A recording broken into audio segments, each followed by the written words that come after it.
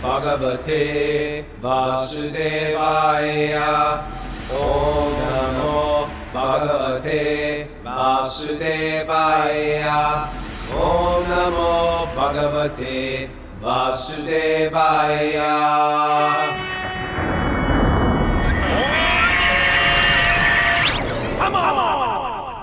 Live from Super Soul Farm.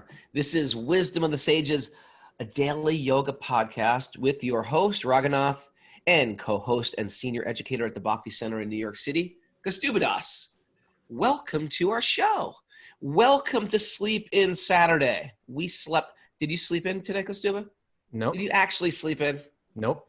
Went to sleep early, got up early. You know what? I cruised into 5 a.m. So I sort of slid into home. But makes no material sense. It's Saturday morning. You should be able to sleep a little. That was sleeping in. 5 o'clock. I felt good. There comes to a certain point in my body where if I sleep too much, I'm like in pain in bed. Do you have a body like that? In pain? I can't oversleep. It hurts. I just wake up and even if I try to go back to sleep, I can't. So it's time to get up. You know what my other curse is? I can't do anything at night that requires me to think. Even like I can't watch a movie. My kids begged me to watch a movie last night. And I was like, I'm going to fall asleep. And all night, they were just like hitting me. As soon as that thing goes on, I'm like, ugh. So I don't know. I have to either like work out at night or jog or go for a walk. No, you're supposed to wind down. It's good. I know, but I wind down like I can't even, if I like you like read in bed, I don't do that. If I read one word, I'm asleep. Well, that's good though. Then it's time to go to sleep. But I want more. I want more. Mara, you good? You ready for question day? I'm ready. Thank you, Mara. Mara fields all these questions. If you want to be part of question day, which happens every Saturday, you can join us. You can email Mara at wisdomofthesages108@gmail.com for all your Bhakti questions. This is a class, if you're new to this, a class on Bhakti-yoga, excavating your spiritual self. And we use as our reference point the Srimad Bhagavatam. We say the Srimad Bhagavatam is the mirror, which you sort of can see yourself through. If you don't see yourself through that mirror, what are the mirrors we usually see ourselves through? The mirror of public opinion about us, the mirror of something my mom said to me or father said to me or my nutty teacher in second grade said to me. And I take all their labels that they've placed on me and I say, well, that's me because they told me I was a loser. I'd never make anything out of my life, or I'm less than, or I'm unlovable. We've heard so many things from other people, and it's not that that's even that bad. The bad thing is I've taken them, I've owned them. They've become part of my false identity. The Bhagavatam says you have a real identity. Here it is. You're a spiritual, eternal, blissful being that's born to give love. That's the mirror we ask you to try on. Try on that set of clothes, see how it works. And if it works for you, wear it. Wear those clothes. I got to raise my seat. I look much shorter than you, Kaustubha. You can just I look like I'm a dwarf. You just adjust the camera. Yeah. There you go. For all those listening on Apple Podcasts, welcome. We also do this on Zoom. And we got a big 143 today. Okay. On Zoom. Good morning to you. Actually, many more because there's doubles and triples and animals. What does that mean? Oh yeah, there's families here. There's like the city of Zurich is here. Okay, let's dive into these questions. Okay. Yep. My friend, unless you want to say anything profound. I just want to say thank you to everyone for sending in the questions, and I wish we could take them all. If somehow we missed your question, we're sorry. We just can't fit them all in. Yeah, some of your questions we really don't like. Nope, sorry.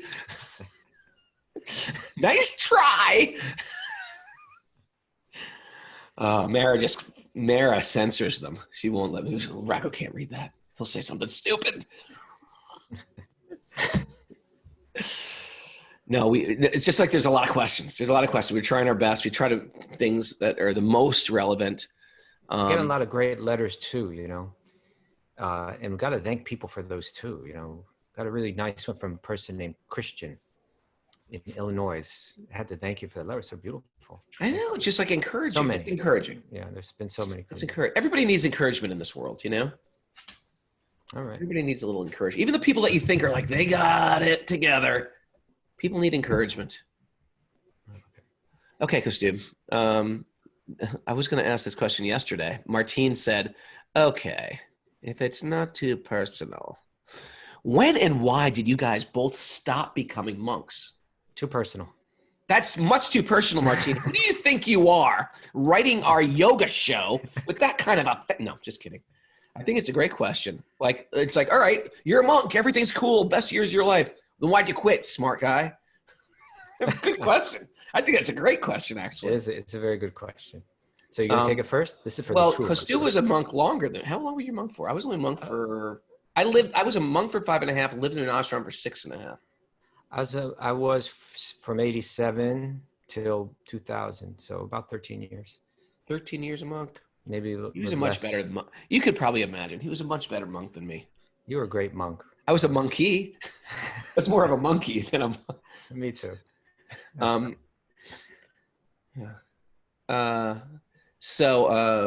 You know why I stopped was your teacher, your guru, Tamal Krishna Maharaj, came up to me one day and he said, do you enjoy being a monk? I said, I love it. And he said, do you ever think that one day you'll be married? And I go, it's not on the forefront of my mind, but I could see myself wanting a family and getting married. He said, you know, usually monks never say things like that. They're always like, no, not me, never. But I was like, I could see myself sometime. And he said, well, you're 28 years old. I think you should start to think about it. Because I've seen people in your situation that have been monks for a while, and then they wait till they're 40. And they can't really, they just can't keep it together as a monk. It's hard to keep it together as a monk, to be a celibate, monastic into your, 40s, 50s, 60s. It's like a very, very small, demographic of people can pull that off. I liked it. It wasn't a problem for me, but he gave me mature advice. He said, if you're thinking about it, you should think about it now, because I've seen people in their 40s and they can't just cut it as monks anymore. Yet at the same time, they've lost their footing in the material world.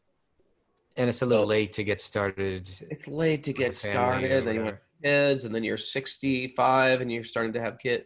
So yeah, I thought that was very mature advice. I agree. So yeah, that's why I stopped. Okay. All right. My turn? Yeah, you. Why did you? Tell me it was love. Tell me it was romance. I actually didn't know my wife when I decided not to. Is it arranged? No, it wasn't. When I decided, okay, so let's tell the story. There's a lot to it, but I'm going to keep it simple. If there's a primary reason, it was because I knew that being a monk for my whole life is not necessarily an easy thing. And what I would really need is the support. Like, I would need good friends that are monks doing it with me, right? People, and this is like a kind of a principle that's there in Bhakti. A lot of times, people they start to get into this, and then they start maybe visiting temples or getting involved in different communities, and then they find, I'm not relating to all these people, and it's like, that's okay. You don't necessarily have to be best buddies with everybody that's practicing Bhakti. You should be respectful to everyone that's practicing Bhakti. But certain people are going to inspire you particularly, and certain people are going to become your close friends because you kind of see things the same way. You kind of relate to things the same way. Right. And I knew that to be a monk, I would need some people like that in my life. And a lot of those people were getting married too, So I said, okay, and I was turning 33 or 34 at that time. So I said, now, similar to what you're saying, it's now or never for me. I was thinking like that. That being said, I didn't get married till I was 38, but yeah. Okay. Well, I got married within a year and a half of that time. So I hadn't met my wife before. I just knew, okay, this is what I'm going to do. I'm going to go from this ashram, from this stage of life to the next stage of life. I didn't know who I would marry. But as soon as I decided I want, a lot of people would tell me, oh, we know just the girl for you, and that turned out to be my wife. So there it is. There's the story. Yeah. There's the secrets. Okay. There's secrets revealed. There you go, Martine. You got it. To be honest, there's more to it than that, but it's too personal. Too personal. Kaustubha in the ashram praying sees to the right a very young, beautiful woman. She smiles and nods, offers him a flower garland. When he took that garland, something happened in his heart. His heart was pierced. and Kandarpa, the god of love, The god drew of back his bow. Let's pull back those poison arrow. Shoot that poison arrow to your heart. You remember that song? Was ABC. it ABC? Yeah, I remember that. Now I do. I had forgotten it. Well, I'm here to bring up all your material memories. Okay. Okay, let's do this. Okay, I got one for you, Raghu. Okay. This is coming from Harshal Kaur from Are we allowed to say the London. names, or is it like confidential? We tell them unless it's confidential. Okay. Some people write it anonymous, but hey, we're gonna call you out by name unless you write it in anonymous. Yeah. Please, if you don't want us to mention your name, we won't. Otherwise, we're mentioning your name, okay? And Okay. Harshal's on the show today, so you can even flick around your Zoom screen and see what he looks like. Okay, he's writing from London. Okay. He says karma yoga is focused on doing action without attachment. Correct. This is tremendously difficult to do, but I've started to try this in my work duties. Where it gets so difficult is when I try to implement this philosophy with family. What are the secrets to implementing karma yoga with family members without having the deep attachment and thinking they're mine? For example, parents, wife, or children. You are a family man, Raghunath. You are balancing all these things in your life. Let us hear from you. That's a great question. And it's the super trickiest question. It's where we have the most affection in our life. Our home, our family, our kids, and therefore it sets us up for the biggest amount of suffering. But there's a way the Bhagavatam is giving you like insight of how to live it appropriately. And it's incredibly tricky. I can, if I can be completely vulnerable, I'm finding that the Bhagavatam helps clean my actual love from Clean it up. And like sometimes we say things like, "Oh, I love him," but really we're just sort of like manipulating them. Or, we love her, and we're manipulating her because I have some desires. So real love is something more refined. And this, how can I love? Put myself out there, be present, but actually not expecting some necessarily return for my own desires. It's very, very, very tricky in the material world. And, maybe some people can relate this, but I raised two little children that, were my stepchildren. And I gave everything to them as much as I can. I love them tremendously. And I still love them tremendously. But they went through a teenage thing in their life where they just sort of like turned off to me. And I love them dearly. I still love them dearly. But I have no relationship with them now. And for me, it's heartbreaking. But, sometimes kids just choose that. I sort of had to go through my own thing. Some of you guys had to go through your own thing where you sort of had to distance yourself from your parents. And I will say, it's humiliating to say, but I'll be forthright, that it broke my heart.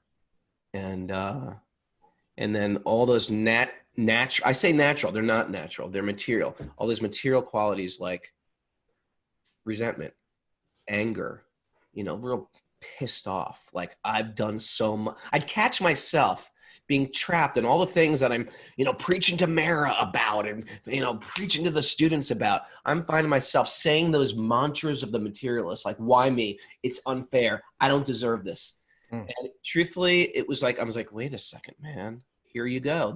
You're being the person you're preaching to you're falling into that same hole that you're telling people not to fall into. So I started to realize there must have been something unclean there must have been some light not shined on my relationships or my dynamics. Like I was expecting something. We're expected to love. And if I'm expecting something back, then that is sort of like a bartering system. You give me love, I'll give you love. You give me love and I'll give you love. And truthfully, to enter into the spiritual camp, we are meant to just love freely. That doesn't mean love and become abused. It means like we're loving freely in the same way God loves us, yet we've turned away from God. And so anytime I want, I can choose love of God. A good parent's like that. If I have resentment, like if one of those sons calls me right now, my feeling should be, hey, I love you. Welcome back into my life. But at a certain stage in our life, we have to choose that ourselves. We have to choose how to re-enter that relationship. So with kids, it's hard because we have a lot of our ego invested in our kids.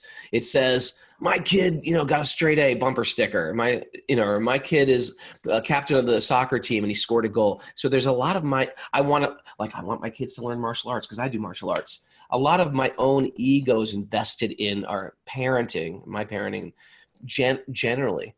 Sometimes the kids look like us. Sometimes we want them to grow up our particular religion or our diet, our particular faith, like our type of music, and they just don't. And so it's hurting our ego. In order for us to really love Krishna, we have to learn to love without some material expectation. So I find it tricky, but it's like if I say the stove is hot, you got to not touch the stove. Or you touch it and you get burned. So either you learn to love and be detached, or material nature makes you detached. It sounds a little like depressing in one sense, but I'm finding in my life, from my vantage point on the other side of 50, my real shelter is Krishna and nothing else. That doesn't mean I can't love and be loving and caring to everybody that comes into my life, but it means my real shelter is Krishna. And, sometimes people will say, well, or I'll share with someone, well, you never know. The kids go through things. I went away from my father and then I got back. You're right. They might come back into your life, or they might say, screw you. I mean, that happens also. Sometimes we graduate and we never talk to our parents again. That happens too. So as long as I have that, as long as I can stay lovingly present for people in my life and don't harbor resentment and anger and guilt, and let go of those expectations and really focus on our appreciations. Like, for example, when those kids came into my life, they helped me mature. They helped me in my spiritual life. I felt like I had to become responsible. I have to feel like I became dharmic. I felt like I have to really start to live the Bhagavad Gita and apply the Bhagavad Gita. I learned how to be incredibly flexible and giving and loving. I apologize if this is long-winded, but there's a great appreciation for even the pain that I can feel as well. Anyway, I hope I didn't just like vent on everyone and dump everything on everybody, but I get lots to me, because we got to answer these questions really quickly this week, because we got a lot. We should be short and right to the point. Sorry. I just unpacked a zip drive there and just poured it out my student's head. But I'm gonna try to sum it up. Let go of the expectations and focus on the appreciations. That's what I have a lot of appreciations for these two children. Okay. If they come back into my life today, or if I never see them again, I've got so much from them. Yeah. All right. Thank you.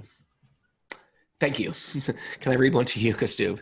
Yes. From one of our faves. Yeah. And we do play favorites here on Zoom.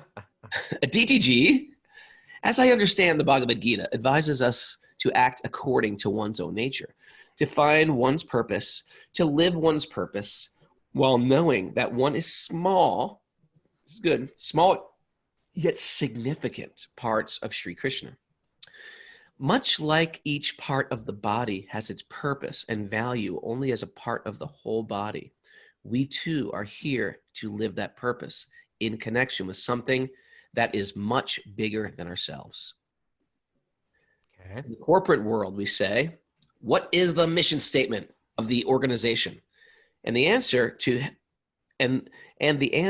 that helps define the direction of a team within the organization. The question I have is, how do we know what is the purpose of which we are a tiny yet insignificant part? What is the mission statement, purpose for him, for the Lord? For him with a capital H. Him with a capital H. Okay. So great question at DTG. And so in essence, it's saying that we are all part of something bigger than ourselves. We're connected to God. How are we meant to serve? Because what is the mission statement of God? What does God exist for? And so, if I were to answer that in one sutra, it would be Anandamoy Bhyasat from the Vedanta Sutras, that Krishna exists for the purpose of bliss, for the purpose of pleasure. He exists to relish divine love. In the Brahma Samhita, it says Ananda Chinmaya Rasa Pratabhavita Abis, that at every moment Krishna is absorbed in relishing divine love. That's his purpose. That's why he exists. That's what he exists for, right? And you can imagine, if you had supreme ability, you would probably exist for that reason too. All he's interested in is divine love, sharing it, pure love, right? So then we're meant to serve that purpose. We're meant to connect to that purpose, and we're meant to be part of that. Now, now with the Western mentality, or the selfish mentality, we say, well, why am I serving his pleasure? What about my own pleasure? But then we can go into, what is our mission statement? What are we designed for? What are we designed to do? What is our dharma, our very essence? And our essence is very much the same, because we are part of his energy, just like the sunlight is part of the energy of the sun. So it has the same qualities of the sun, namely heat and light. So ourselves being a manifestation of Krishna's energy, we are also Anandamoy Bhyasat. We are also by nature seek pleasure. We seek enjoyment. But the pleasure and the enjoyment is found in connection, is found when we connect with divine love. And divine love means entirely pure, without any selfishness mixed into it. Then we connect. In this world, I shared an analogy yesterday about how Prabhupada shares this analogy about how a husband may wake his wife up, for the purpose of enjoyment, right? And you're muted, Raghu. Why don't you unmute yourself? I feel like I'm all alone here. Got a bunch of baby chicks in the bathroom. My kids are running in and out. This is what happens when you have children. You have chicks, you have ducks, it just happens. So I'm better off muted. I kind of like it. I don't mind the chicks, it's okay. Anyway, so this is a quote from Srila Prabhupada where he speaks about that. I couldn't find the quote. I was looking for it after the show, and then I put it up on Facebook. Does anyone know where this is? And a friend shared it with me.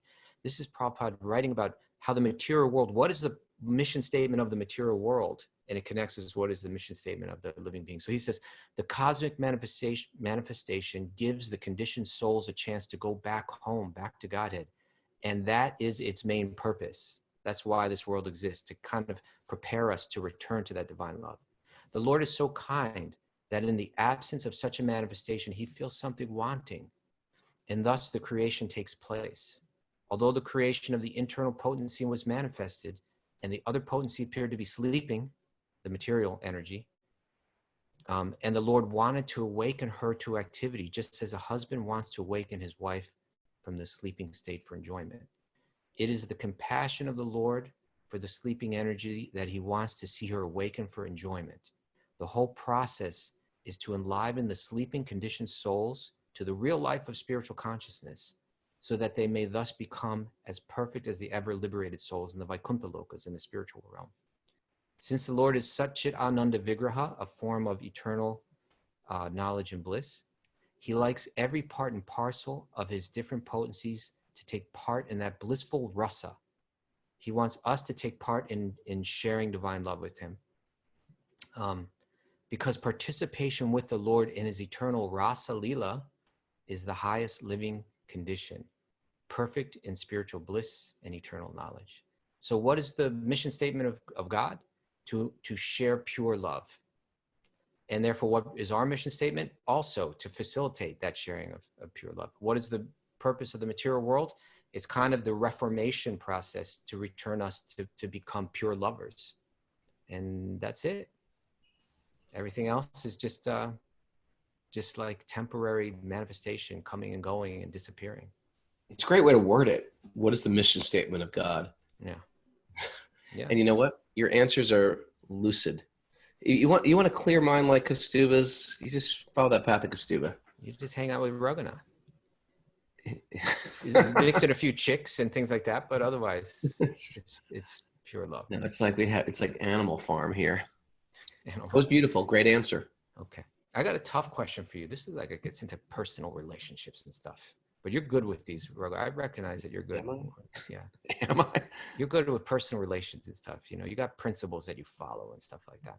Well, So here, this is coming from Anonymous. okay, good. If you want to be anonymous, write anonymous. All right. Recently, I broke ties with a yogi and friend that I had a great deal of respect for. Outside of yoga, we had helped each other tremendously through many rough patches. Beginning a few months ago, this yogi began to curse at me. It wasn't mild cursing. It was aggressive and hurtful. I politely and firmly made it clear that this was unacceptable. Okay, good. After a few times, I'd had enough. So apparently it continued and said, if you're going to talk to me like that, then just leave. That comment pretty much ended any involvement between us and has left me resentful. Okay. Please note that this is not about profanity in general, but rather with regard to directing words specifically at someone. In that regard, words are like a sword that leaves deep wounds. So true. My last message was polite and clear concerning the problem. It was reciprocated with an even further colorful response. I was told I'm being childish.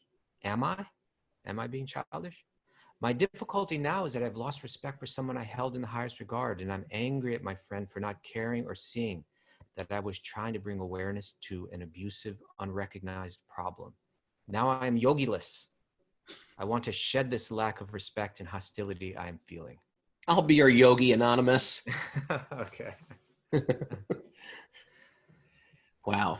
That was beautiful. And it's hard. And I find there's that statement in an abusive relationship. I was going to say, beating your wife, but domestic violence can be, it doesn't have to be no matter what gender you are, but the first time they hit you, it's shame on them. The second time they hit you, it's shame on you. Meaning, if I'm okaying inappropriate behavior, it's my problem. If I'm okaying inappropriate behavior, that's my problem. Doesn't matter if they're doing it. I have to say that you can't do that. And so I think you appreciate their standing up. I appreciate it. And you know what happens? If you don't do it, they won't change. You're not helping them in the relationship. What kind of relationship it is that a person just like treats you like a doormat and you just accept that? You're training them. That's how it's okay to treat people. Here's another thing I say all the time. It's not just with relationships or friendships or marriage. Even in the workplace, you are your worth. You are the worth you claim. So if you go into, an office and apply for a job and they say, well, Mr. Kappa, we love you here and we're really excited to have you. Thank you for your resume. We're prepared to offer you $55,000. And you think, okay, should I ask for more? Should I ask for less? That's one way to approach getting a job. Another way to approach getting a job would be, do you like my resume? I really want to work here. I'll give 100%. I've got great skill in this field, but I'm not worth less than $85,000 a year. And and when you claim your worth, people have the right to say, well, we can't, or they might think, oh, wow, this person, 80, I was going to go up to 60, but 85, but this person does seem very qualified. It starts to make them think about what am I doing wrong? And it's important to flip the tables. I think it's in parenting too. There comes this time as a parent where you want to be loving, but you want the kid to grow up as well. Especially when they get in the teenage years. Hey, my father used to say to me, hey, anytime you want, my father used to say, like, this is how he raised me. Anytime you want, you can move out of this house. I was like 14 years old. There's certain rules in this house. If you don't want to follow them, then you can move out. I'm okay with that. And as soon as I started making money at 15, he'd say, and part of your money goes to the family. I was like, what?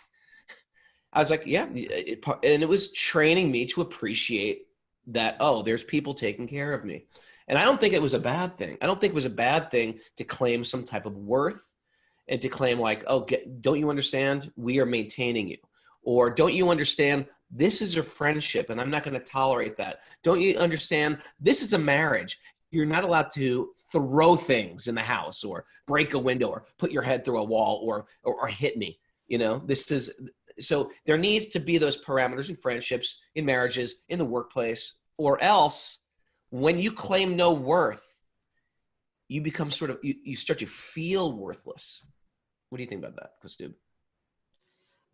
It makes sense to me. I'm not a psychologist or anything like that, but certainly parameters have to be set. So yeah, and if people don't want to accept that worth, just like the guy applying for the job. Oh, so you gotta be ready to walk from that. Okay, but let me bring your attention to certain parts of this letter, because you're saying you did the right thing in standing up. Yeah, but she's saying, but it's left me feeling resentful. Well, that's your problem. It's left me yogi-less. These are certain things that seem to be like weighing on her. You know, I've been practicing my default. Whenever I feel resentment, I practice a default of going to that person and because believe me, people in my life pop up on a regular basis that I feel like I have a good case against them to resent them. And I shift that thought pattern to this person must be in so much pain. This person must be going through so much stuff in their life right now. This person really has a problem with relationships. And it makes me more compassionate towards that person instead of like, these fools, don't they realize what they're missing out on? Or it's a problem. They're going to hit their head against this again and again unless they learn it. And I'm not assisting them learning it by giving in to their inappropriate behavior. That we've got. But I think what you just said was important. In other words, even when people disappoint us, we don't have to feel resentful. You know, we can reflect and feel a sense of compassion rather than resentment. Well, because part of my resentment is I'm trying to punish them. Right. Right. And you're not going to punish them. But I'm actually, punishing myself. I'm really harming myself. Okay. I think that's helpful. All right. Yeah. Hopefully that was all right. Thank you, Raghu. We're getting some comments here on the thing. I think it's important because you said if they hit me the first time, it's shame on them. If they hit me the second time, it's shame on me. In one sense, it's a shame on them also. But also it was being pointed out that sometimes people are in very difficult situations where they may not be able to.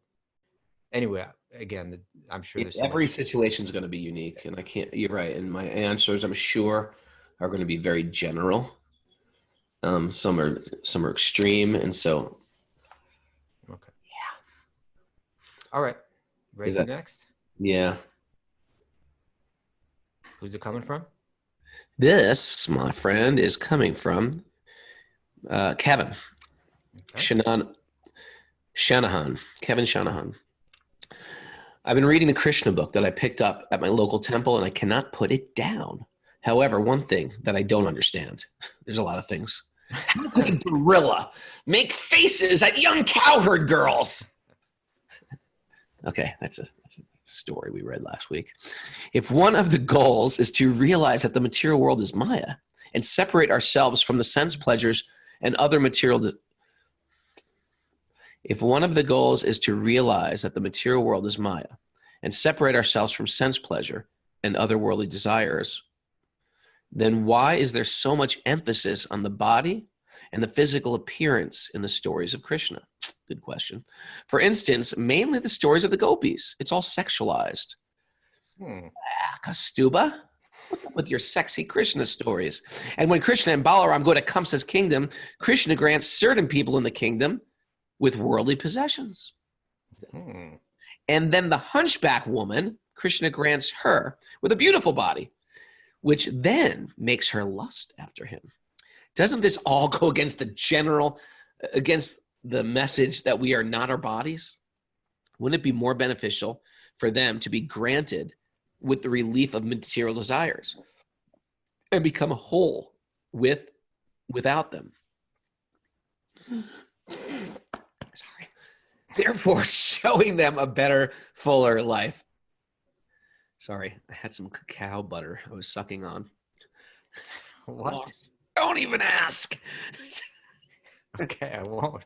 Don't bring it up if you don't want me to ask, because I have no idea what you're talking about. Wouldn't it be more beneficial for them to be granted with the relief of material desires and become whole without them, therefore showing them a better, fuller life? Okay. Thanks again, Kevin. Great questions. Thank you, Kevin. That was a great question. That's a very important question.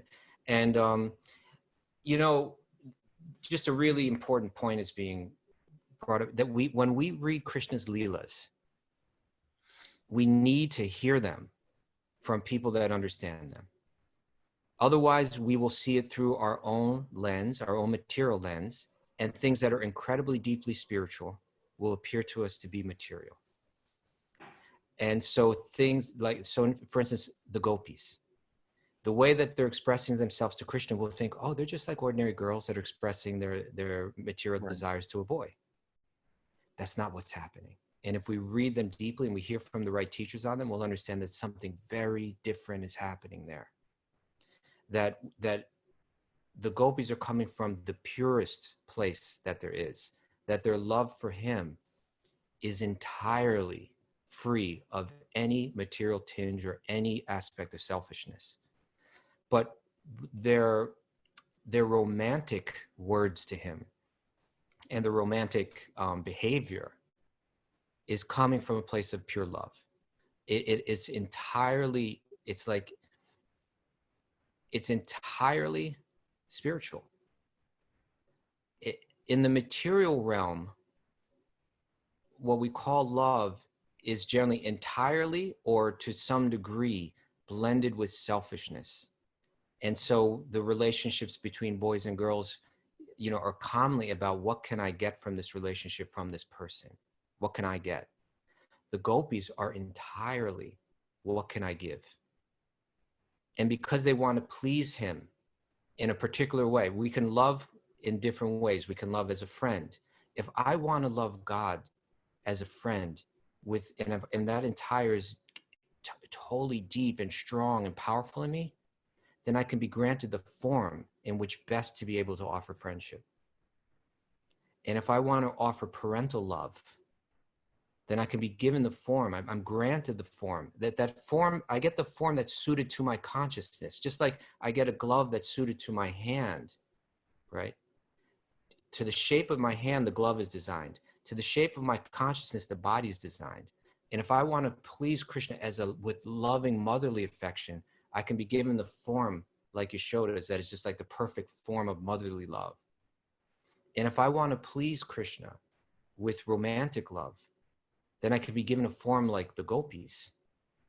And then I can offer that with pure love.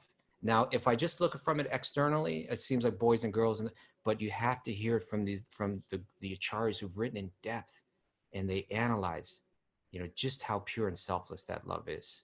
So the things that we see in this, we shouldn't judge and try to understand the spiritual realm based on our experience in the material realm. What we should do is we should understand the material realm based on what we've heard about the spiritual realm. That the spiritual realm is the real pure original source. And what we're seeing of it played out here is warped. It's changed. It's blended with selfishness. And therefore it's warping into all kind of dissatisfying situations. You know? So I hope in that, now you take, he mentioned the hunchback Kubja, this incredible mind-blowing story. And when we're talking about Krishna, get ready for far out stuff, you know, right? Isn't it true? It's like, he's not just like the hunchback beautiful. The hunchback wants to make love to him. You can't dream this stuff up. He's not just like some sterile kind of like, he is God and he is pure and he is the judge. He's exchanging love in all kind of creative and dynamic situations, you know? Now, he walks into Mathura, right? Now, in Mathura, everybody is like under the rule of this evil king, Kamsa, you know?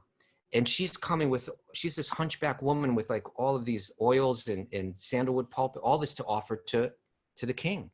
to Kamsa. And she sees Krishna on the way. And when she sees Krishna, she's feeling love for him.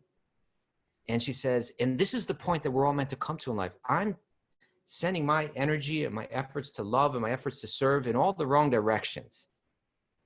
I need to go to the root of all existence. And when she sees Krishna, she's like, I want to offer you, please accept these oils and this. And then Krishna's so pleased. He reaches down and he straightens her up. And now she's in this form of like the most beautiful woman. And her love for him is like, it's very strong, and it's still mixed with a little bit of material desire to enjoy, like sexually. And she invites Krishna to come see him. Now, I want to read what Prabhupada wrote, how he told the story in the Krishna book. And I'd imagine that Kevin read this, and what I would ask him to do is go back and read it again, because you'll see Prabhupada is right in between the lines and clarifying these things. You just read it once, read it again, read it again.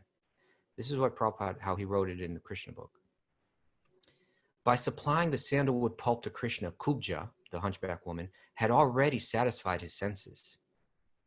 On the plea of her sense gratification, he decided to go to her house, not actually for sense gratification, but to turn her into a pure devotee, to restore her to her completely pure spiritual consciousness.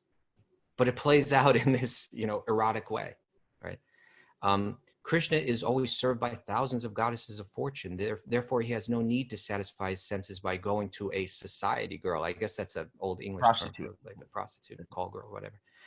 But as he is kind to everyone, he doesn't need anything from her, but as he is kind to everyone, he decided to go there. It is said that the moon does not withhold its shining from a courtyard of a crooked person. Similarly, Krishna's transcendental mercy is never denied to anyone, whether one has rendered service unto him through lust, anger, fear, or pure love. In the Chaitanya Charitamrita, it is stated that if one wants to serve Krishna and at the same time wants to satisfy his own lusty desires, Krishna will handle it so that the devotee will forget his lusty desire and become fully purified and constantly engage in the service of the Lord. Now, so it describes Krishna goes there, and he has this, intimate connection with this person now whose love in him is like growing and growing.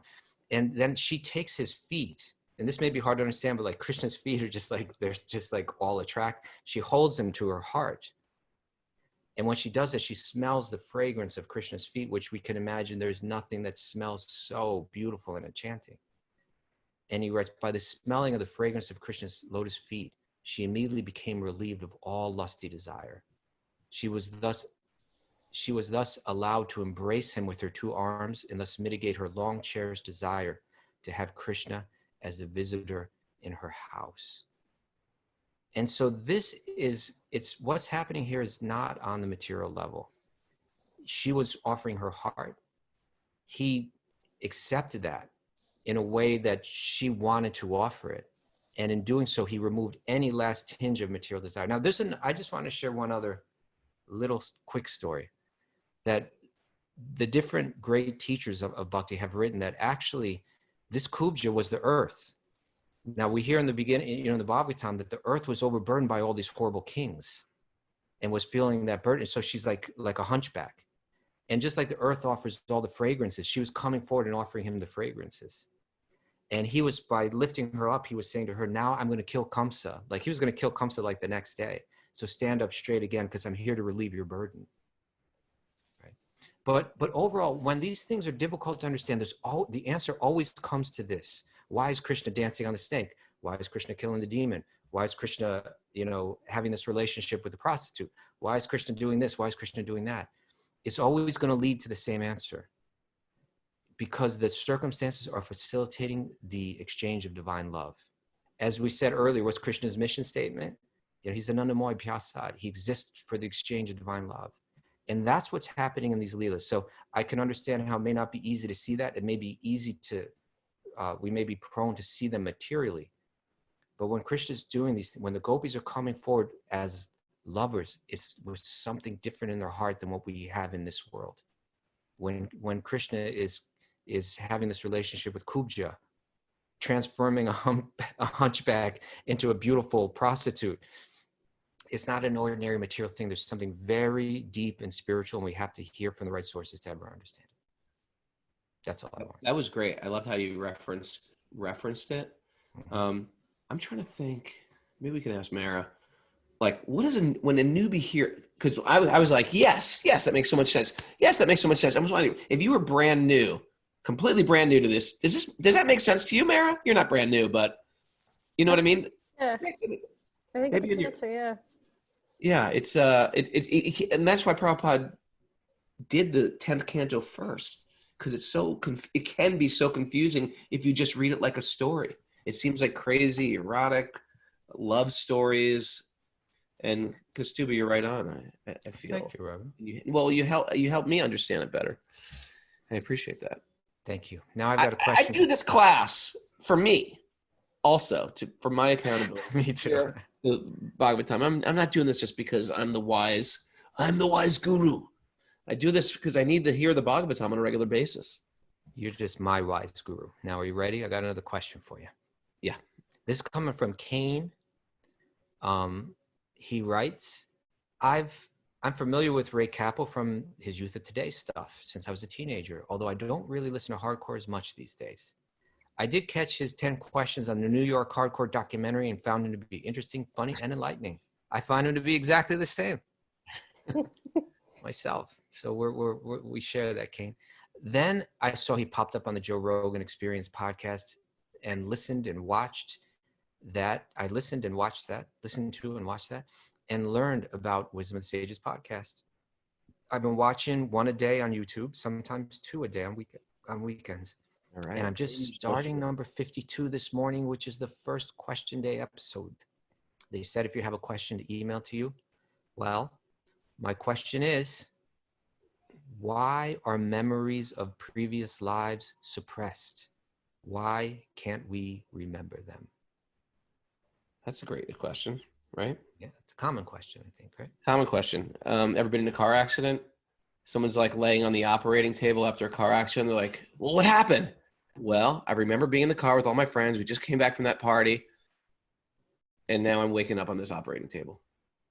So the mind does something when you go through trauma to just shut everything out. So really all you remember is a few moments before, and then everything's out. And it does that probably just to protect yourself from living that trauma. Although when people study these weird, peculiar anomalies of reincarnation, and people have had some glimpses into a previous life, it's usually found through meditation, some mystical thing where they can actually remember a last life. Spontaneous recall, where they see something and go, oh my God, I know exactly where I am. I know this house. I know the people that live in this house.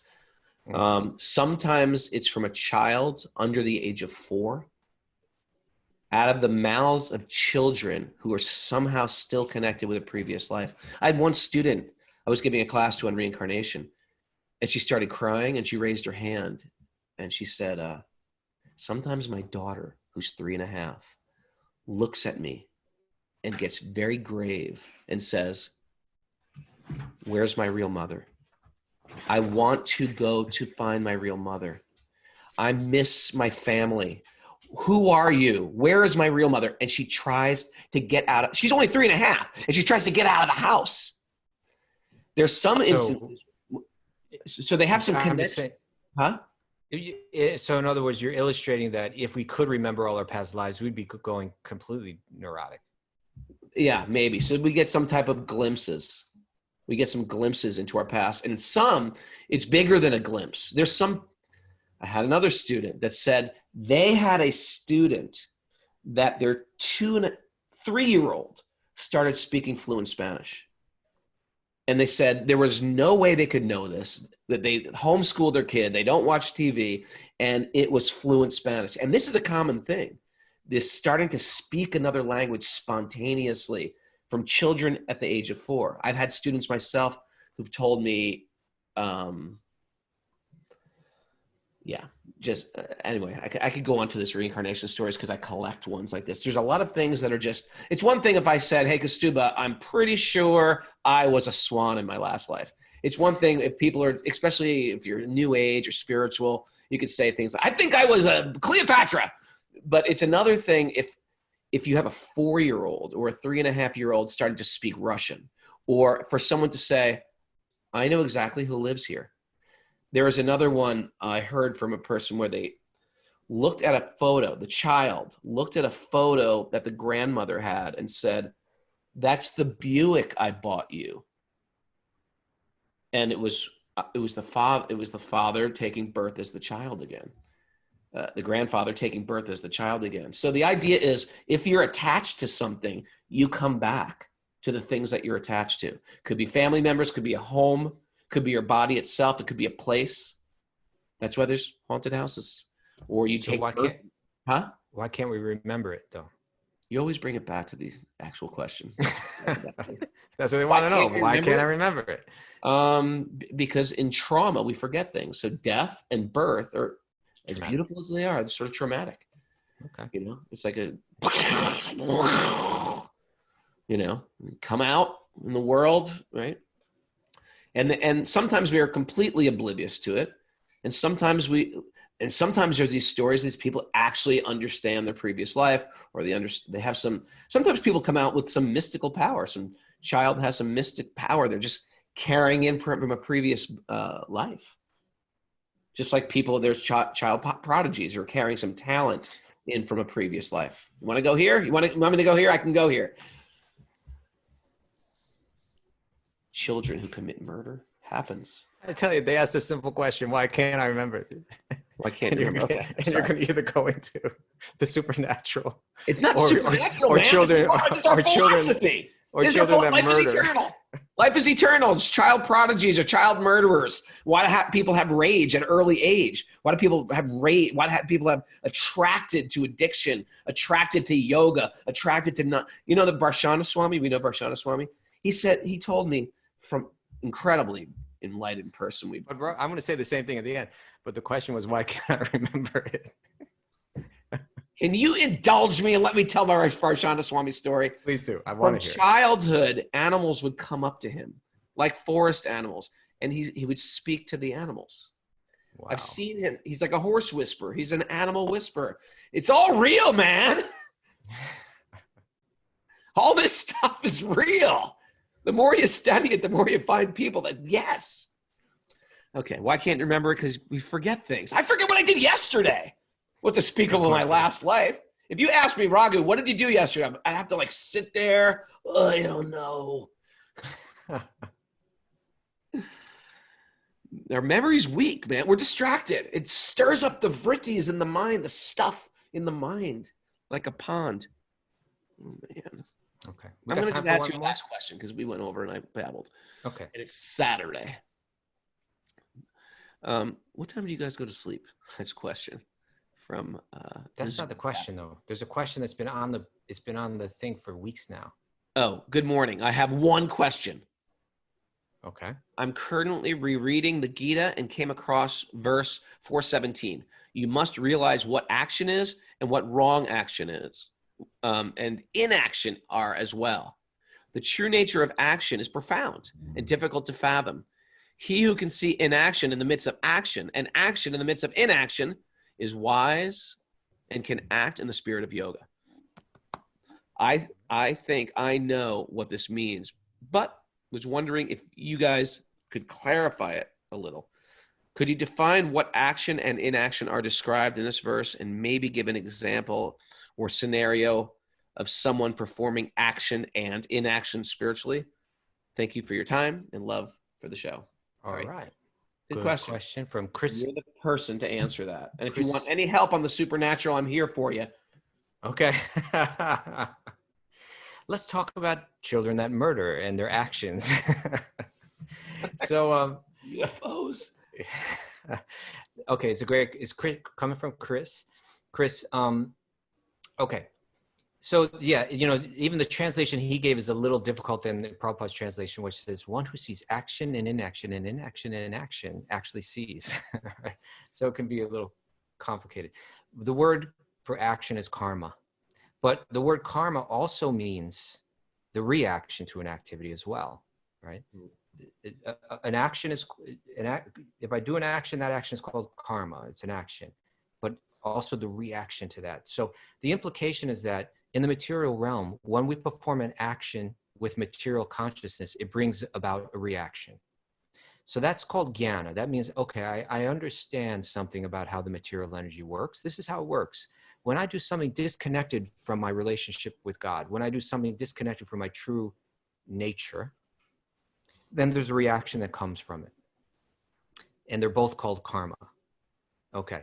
But there is such a thing called akarma too, that there are actions that I can do. And when I do the same action, but I do it in the spiritual consciousness connected to my eternal nature and connection to God, then there is no reaction to that. There's no response from the material energy from that. And the yogis are meant to operate on that platform, that we move through this world with entire selflessness as a servant of God. And when we're acting that way, there's no reaction to the activities that we do, no material reaction to the actions that we do. Now, sometimes I use the example of a police officer, right? If a police officer has to shoot someone in the line of duty, let's say, for instance, that there's a wild, violent person that's, killing people, let's say, and a police officer is on the scene. The police officer can take out a gun, fire it, kill that person, and there'll be no reaction, right? They will not be prosecuted and imprisoned for that activity because they did, the action is the same, right? I took out a gun, I aimed it, I shot, and I killed the person. Now, if I do that for a selfish purpose, then there's a reaction. I'll be taken to trial, I'll be punished for it, I'll be imprisoned for it, etc. But if I do the exact same activity, not with any selfish purpose, but on behalf of the higher power, in the police officers, the higher power is the government. On behalf of the government and the people, which is the government of the people and all of that, I carry out this action, no selfish purpose, then there's no reaction to it. Similarly, we can move through this world acting only on behalf of God. And when we act that way, whatever duties I have, Raghunath earlier in the show was speaking about duties towards the family, carrying them out without any selfish expectation. Now you're acting without reaction, without karmic reaction coming at you. And so what is action within inaction? It goes, first let's say, what is inaction within action?